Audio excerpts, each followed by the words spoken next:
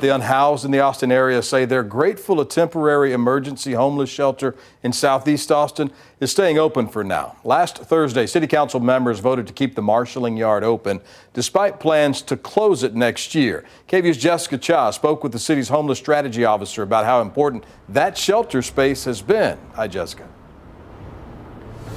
That is right, Brian. So City Council has asked City Manager T.C. Broadnax to find the money to keep this 300-bed shelter open while they find a replacement. But as of right now, they say they're not sure where they're going to be finding these millions of dollars to do it. But I spoke with city organizations who say that keeping it open is important for those in need.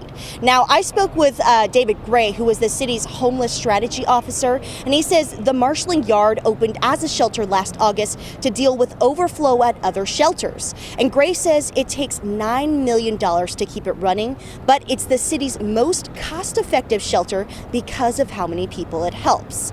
He says of the 1,000 people they've helped here in the past year, 22% have moved into permanent housing. So closing this shelter will create a ripple effect and spread people out, making it hard to get them help.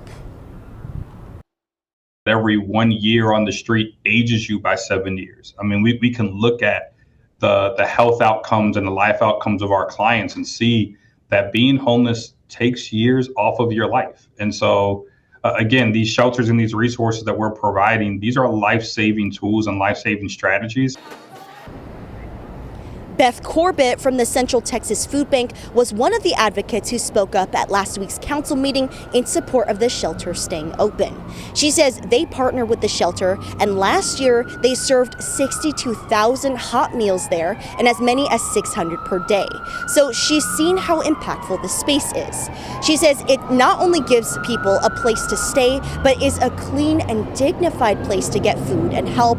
And it's hard to give people that support without a central place to go. It can certainly be challenging to provide particularly nutritious food and meals to folks when they're not staying and they're not sheltering in a centralized location.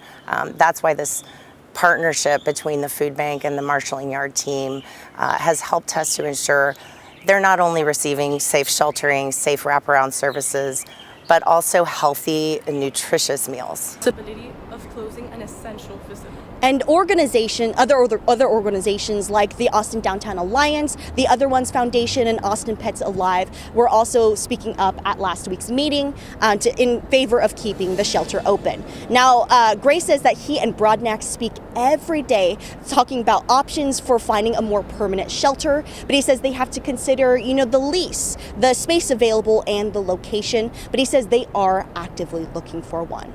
Live at Austin City Council, Jessica Cha, KVUE News.